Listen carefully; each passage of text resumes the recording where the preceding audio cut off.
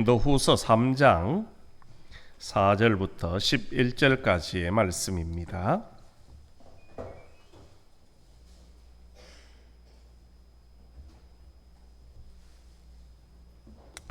고린도후서 3장 4절부터 11절까지의 말씀은 제가 가지고 있는 신약성경 288면에 있습니다. 우리 찾으셨으면 한 절씩 교독하시겠습니다. 우리가 그리스도로 말미암아 하나님을 향하여 이 같은 확신이 있으니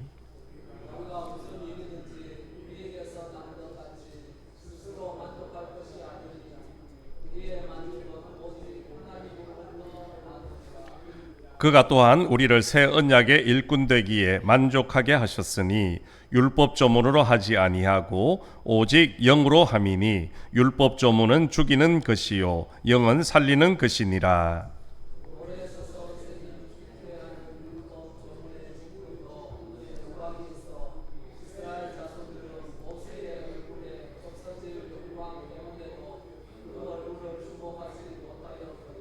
하물며 영의 직분은 더욱 영광이 있지 아니하겠느냐.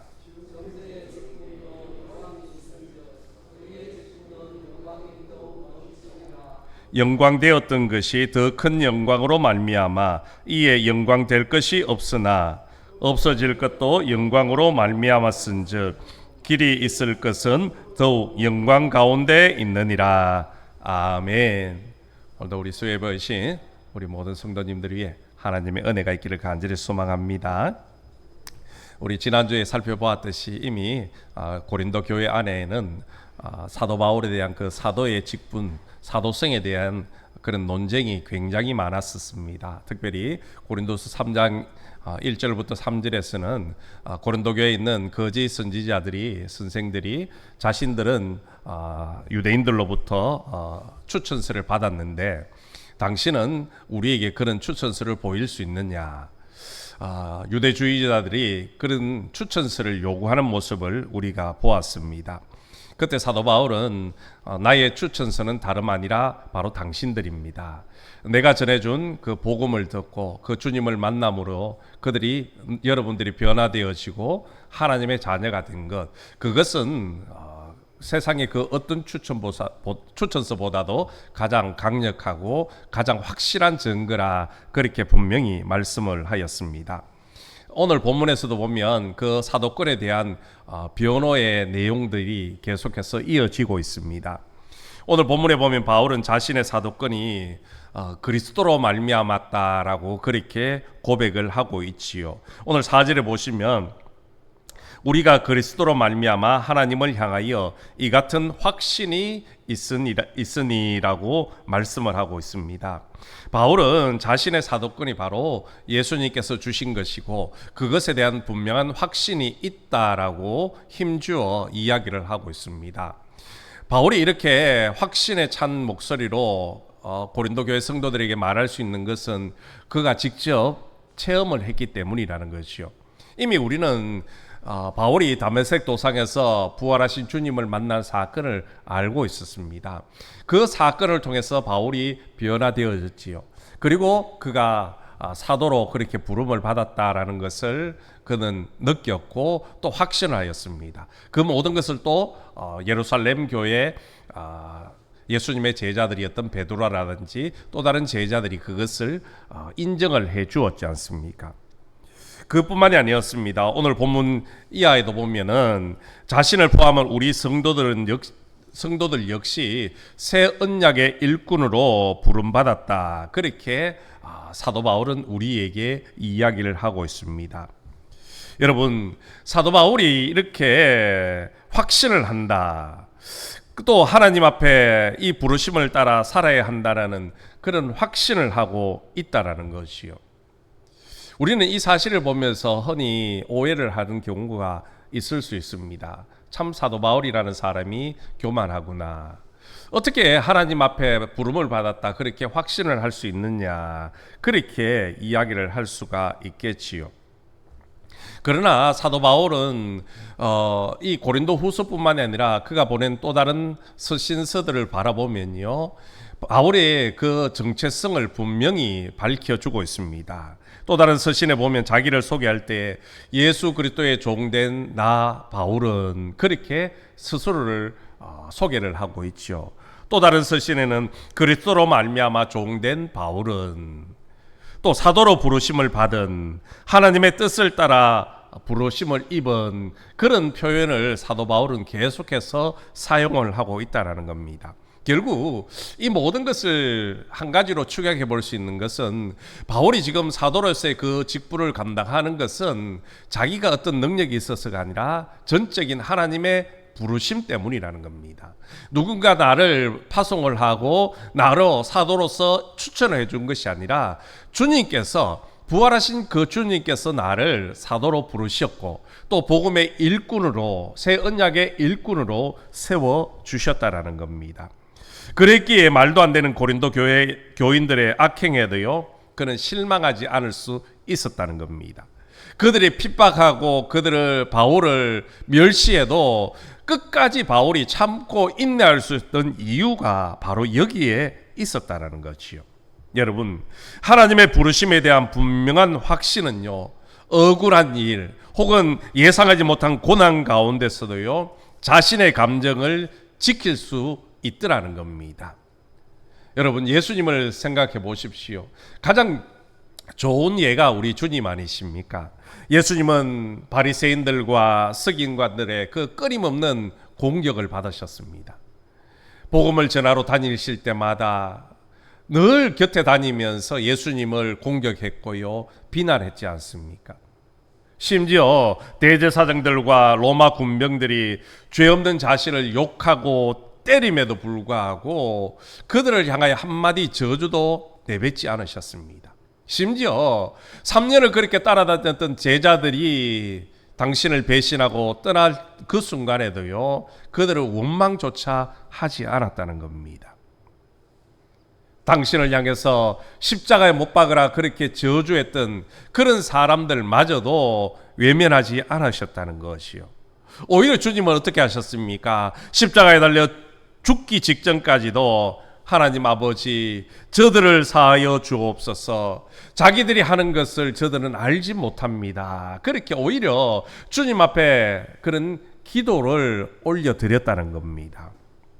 예수님은 당신을 부르신 하나님의 뜻을 아셨기 때문에 사람들의 그런 비난과 조롱에도 결코 흔들리지 않았고요, 끝까지 맡겨주신 그 직분을 잘 감당을 하셨다는 겁니다.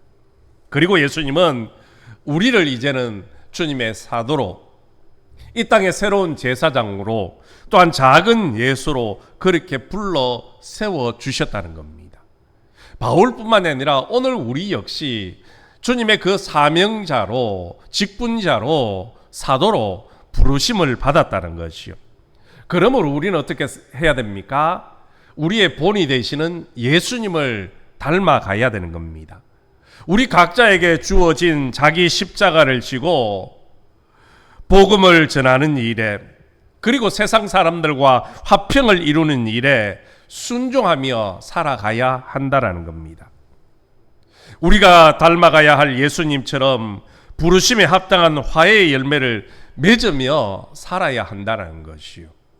이것을 위해서 그리스도로 말미암은 하나님을 향한 확신이라 그렇게 오늘 사도 바울은 담대하게 고백하고 있더라는 겁니다.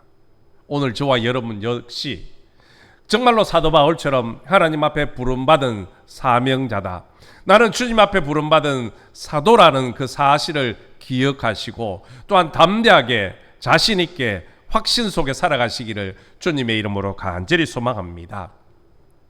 바울은 자신의 그 사도 직분이 철저하게 하나님께로부터 온 것이라고 이어서 5절에도 말씀을 하고 있습니다.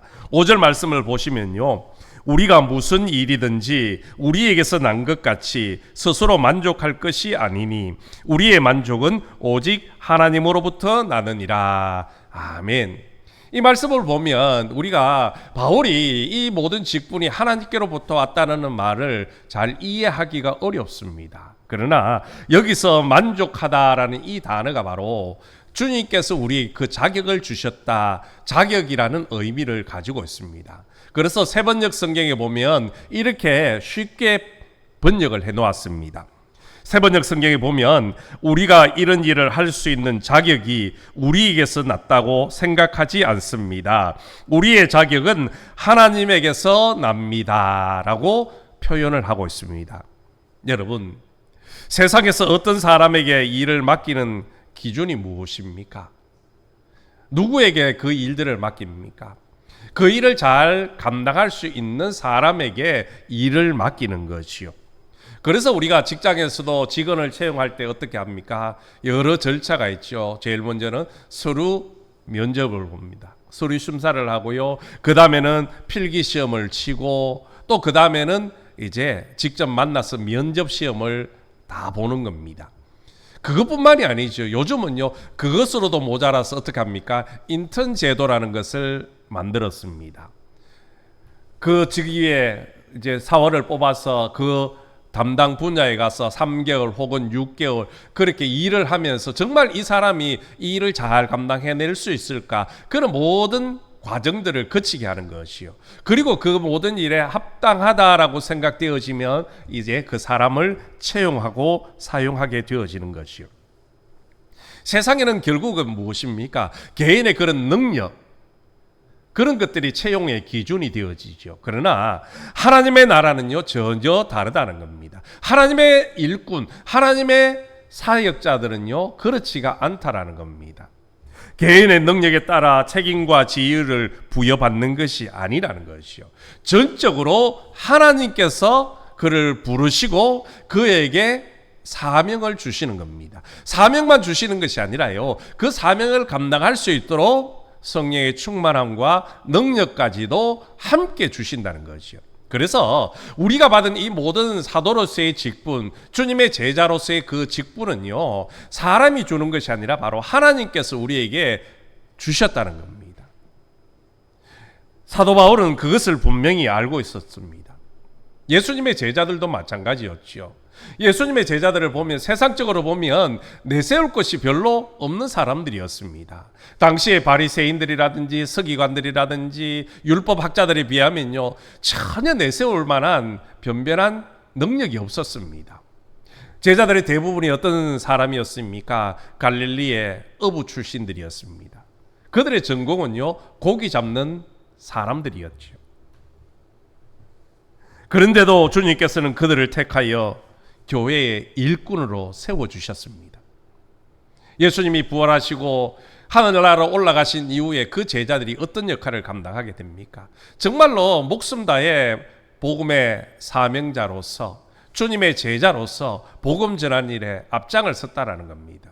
그들에게는 좀 언변도 좋지 않았습니다. 세상적인 학문이나 지식도 많지 않았습니다. 그럼에도 불구하고 그들이 나가서 복음을 전할 때에 하루에 3,000명, 5,000명 수많은 사람들이 예수님 앞에 돌아오는 귀한 은혜의 역사가 일어나더라는 겁니다. 이것은요, 그들에게 능력이 있어서가 아니라는 것이요, 바로 하나님이 그들을 부르시고 그들에게 사명 주셨기 때문이라는 겁니다. 바울도 마찬가지였습니다. 우리가 생각하면 바울은 정말로 위대한 사람입니다. 그렇죠? 그의 경력을 보면 너무나도 화려합니다. 바리새인 중에 바리새인이었고요. 정말로 그 당시에 가장 뛰어난 학자 중에 한 사람이었던 가말리엘 문화의 수제자였습니다. 율법에 능통한 그런 사람이었습니다. 흠이 없는 사람이었지요. 그런데 사도 바울이요, 예수님을 만나기 전에는 어떤 존재였습니까?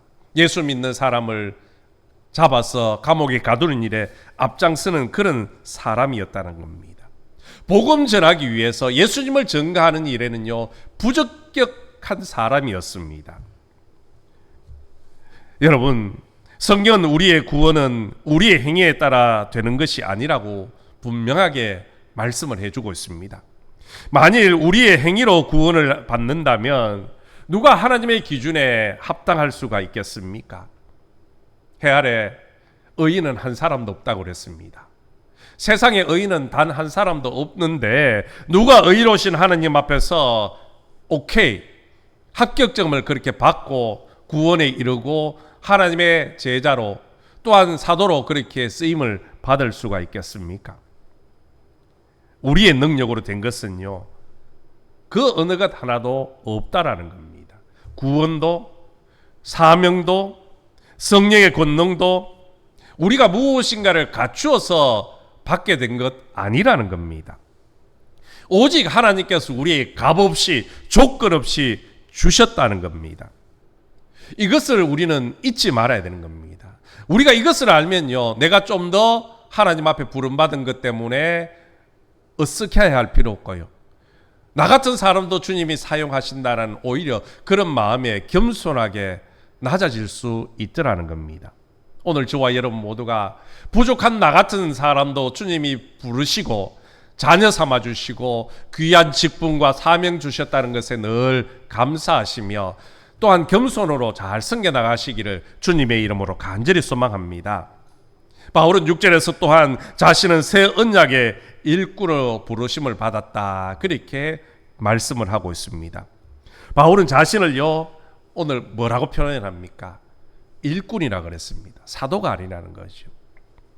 바울은 자신을 일꾼으로 그렇게 표현을 하면서 자기의 정체성을 잊지 않았다는 겁니다. 일꾼은요, 자기가 무엇인가를 할 수 있는, 그런 선택할 수 있는 권한이 없습니다. 주인이 시키는 대로 그 일들을 감당해야 할 뿐이라는 거죠. 주인이 가라면 가야 하고요, 서라면 서야 하는 것이 일꾼의 사명이지요. 여러분, 사도이면서 우리는 주님의 일꾼들이고 주님의 종들입니다. 종은요, 주님이 말씀하시는 대로 순종하며 따라가야 할 뿐이라는 겁니다. 내가 하고 싶은 대로 내 뜻대로 하는 것이 아니라 주님이 원하시는 대로 주님의 뜻대로 우리가 순종하며 살아가야 한다는 것이요. 오늘 사도 바울은 새 언약의 일꾼으로 자기가 부르심을 받았다, 그렇게 표현을 하고 있습니다. 특별히 오늘 6절에서는 율법과 새 언약의 차이를 분명하게 밝히고 있는데요, 당시의 거짓 선생들은요, 율법 아래에 있을 때만 구원을 받을 수 있다, 그렇게 주장을 하였습니다. 그런데 오늘 바울은요, 율법의 조문은 곧 우리를 죽이는 것이고 영은 살리는 것이라, 그렇게 고백을 하고 있습니다. 이 말을 우리가 자칫 오해할 수가 있는데요, 율법을 아주 나쁜 것으로 오해할 수가 있다는 겁니다. 그러나 여러분, 율법은 나쁜 것이 아닙니다. 율법 또한 하나님께서 주신 것이기 때문에 아주 영광스럽고 또한 우리가 지키며 행해야 될 일들이, 그 내용들이라는 겁니다. 그러나 율법에는요, 분명한 한계가 있습니다. 율법은 영혼을 살리지 못한다는 거지요. 율법은 주로 무엇을 하는 겁니까? 그 사람의 죄를 덜추어내는 역할을 하는 겁니다. 그래서 죄를 이길 수 있는 힘을 주지는 못한다는 것이요. 그래서 하나님은 우리에게 율법 대신에 새로운 언약을 우리에게 주셨습니다. 그 새 언약은 죄를 드러내는 것이 아니라 죄를 사랑으로 용서하고 사해주는 역할을 하게 되어지는 겁니다. 여러분, 예수님 당시 바리새인들과 서기관들이 어떻게 살았습니까? 그들은요, 율법을 지키는 데에 누구보다도 열심을 다했습니다. 하나님이 주신 그 십계명을 좀 더 잘 지키기 위해서요, 수많은 규례들을 만들어서 점점 더 율법을 어렵게 만들어 버렸지 않습니까? 그리고 그들은 그 모든 율법을 지키기 위해서 모든 노력들을 다 강구를 했습니다. 그런 반면에 어떻습니까? 다른 사람들에게는 오히려 가혹한 행위를 스스럼 없이 행하고 있더라는 겁니다. 율법을 지키지 못하는 사람들은 어떻게 합니까? 중재하기 시작했습니다. 그래서 그들은 사람들에게 두려움이 대상이 되고 말았지요. 분명히 그들이 말하는 그런 율법을 가르치면요, 옳은 것이었습니다. 맞는 말이었습니다. 하지만 그 말에는 사람을 변화시킬 수 있는 어떤 힘도 어떤 능력도 없었다는 겁니다. 아무리 이것이 율법이라고 할지라도 그들의 말은 사람을 바르게 하지도 살리지도 못했다는 것이요. 그래서 하나님께서는 우리에게 새 언약을 주셨습니다. 그 언약이 무엇입니까? 바로 우리 가운데 찾아오신 예수 그리스도인 겁니다. 여러분, 예수님께서 이 땅에 오신 이유가 무엇입니까? 예수님이 이 땅에 오셔서 죄를 범한 그 사람들을 정죄하고 심판하기 위함이었습니까? 아니지 않습니까? 바로 그는 죄인들을 사랑으로 용서하고 그들에게 구원의 은혜를 베풀기 위해서 이곳에 오셨다는 겁니다. 그것이 바로 새 언약의 시작인 겁니다. 정죄가 아닌 사랑이 인간의 영혼을 변화시키는 유일한 길인 것입니다. 바로 주님의 그 사랑 때문에, 그 은혜 때문에 저와 여러분 모두가 예수님을 믿게 되었고 구원의 은혜를 받게 되어진 것입니다. 그뿐만이 아니죠. 그런 사랑이 있었기 때문에 오늘 저와 여러분이 하나님 앞에 사도로, 제자로 그렇게 부름을 받게 되어졌다라는 겁니다. 특별히 오늘 바울은요, 모세와 비교를 하고 있습니다. 모세를 비교하면서 우리가 모세보다 더 좋은, 더 큰 직분을 맡은 사람이다라고 자랑을 하고 있지 않습니까? 그 내용이 오늘 본문 7절부터 11절까지의 말씀입니다. 제가 한번 읽어보겠습니다. 돌에 서서 새긴 죽게 하는 율법 조문의 직분도 영광이 있어 이스라엘 자손들은 모세의 얼굴에 없어질 영광 때문에도 그 얼굴을 주목하지 못하였거든. 하물며 영의 직분은 더욱 영광이 있지 아니하겠느냐. 정죄의 직분도 영광이 있은즉 의의 직분은 영광이 더욱 넘치리라. 영광되었던 것이 더 큰 영광으로 말미암아 이에 영광될 것이 없으나 없어질 것도 영광으로 말미암았은즉 길이 있을 것은 더욱 영광 가운데 있느니라. 아멘. 지금 바울은요, 우리가 맡은 직분이 모세의 직분보다 더 영광스러운 직분이라 그렇게 표현을 하고 있습니다. 여러분, 이 말에 동의가 되십니까? 우리가 가진 그런 제자의 직분, 사도의 직분, 복음 전도자의 그 직분이 모세가 받은 그 직분보다 더 훌륭하고 영광스러운 직분이라는 이 말에 동의가 되십니까? 모세가 누구입니까? 모세는 이스라엘 민족의 영웅입니다. 율법의 전달자였지 않습니까? 또한 위대한 선지자였고 하나님의 사람이었습니다. 가장 온유한 자였고 믿음의 사람이었지요. 시내산에서 하나님을 직접 대면하고 하나님으로부터 율법을 받았던 그런 사람이 바로 모세였습니다. 그때 그 얼굴의 광채가 얼마나 빛이 났으면요, 이스라엘 백성들이 그를 보는 것이 두려워서 결국에는 어떻게 합니까? 수건으로 그 얼굴을 가렸다라고 표현을 하고 있습니다. 물론 우리 다음 시간에 이 수건에 대해서 조금 더 살펴보겠지만요, 그만큼 모세는 그런 영광스러운 존재였습니다. 영광스러운 직분자였다는 것이요. 그런데 오늘 바울은 단호하게 우리가 모세가 받은 그 직분보다 더 큰 직분, 더 영광스러운 직분을 하나님께 받았다라고 말을 하고 있습니다.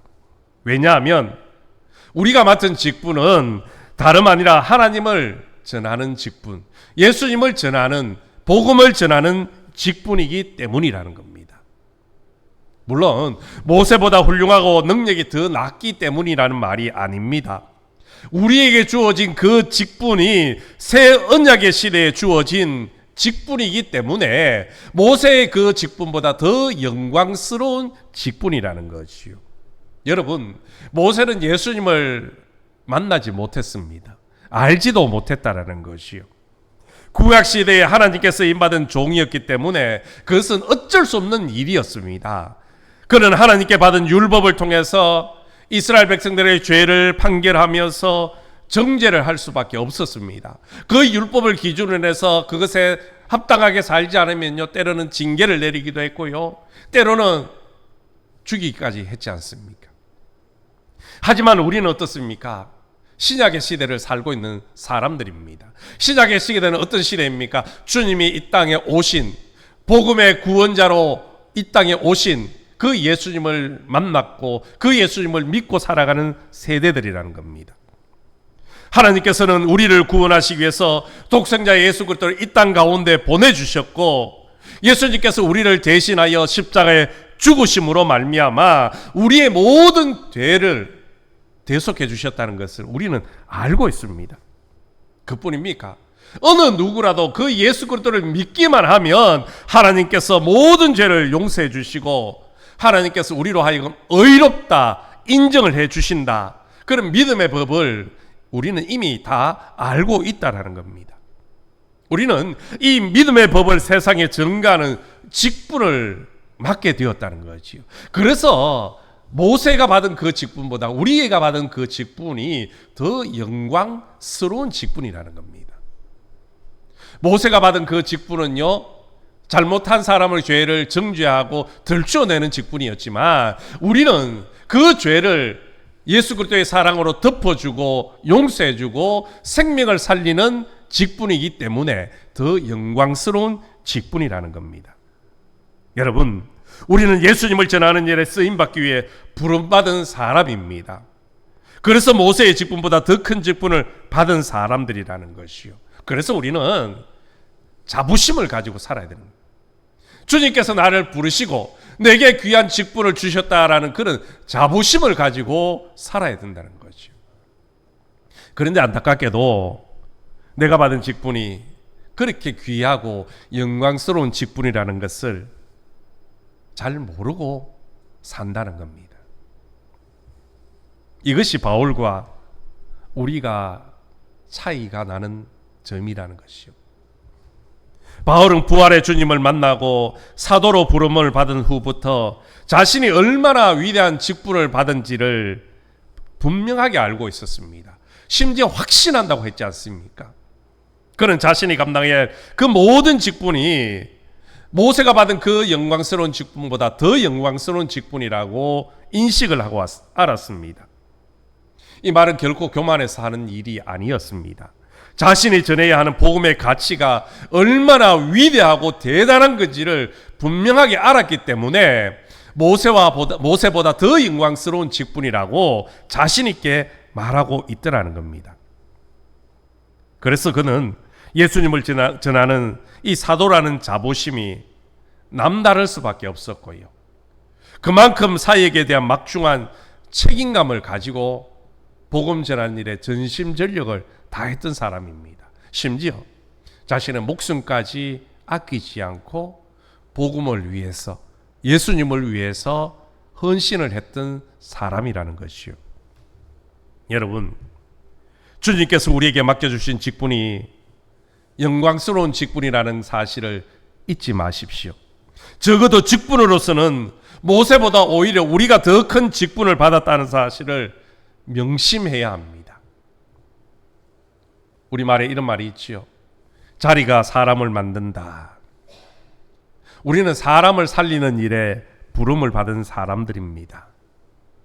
그 부름을 그냥 불러만 주신 것이 아니라 먼저 우리에게 성령으로 충만케 하셔서 우리를 먼저 살리셨고요. 또한 우리에게 성령의 능력을 더해 주셔서 사도로, 복음 전도자로 우리를 세상 가운데로 보내고 계신다는 겁니다. 주님은 우리에게 마지막 명령을 하셨지 않습니까? 땅끝까지 이르러 내 정인 되라, 그렇게 말씀을 하셨습니다. 여러분, 우리가 주님의 부르심을 받은 사도라, 주님의 부르심을 받은 복음 전도자라는 그 사명을 믿으신다면 우리는 주님의 그 사명을 끝까지 감당해야 될 줄로 믿습니다. 사도 바울처럼 나는 하나님 앞에 부름받은 사도다, 하나님 앞에 부름받은 직분자라는 그런 자부심을 가지고 바울처럼 끝까지 복음 전도자로서 사명을 잘 감당해 나가시기를 주님의 이름으로 축원합니다. 우리 말씀을 생각하며 함께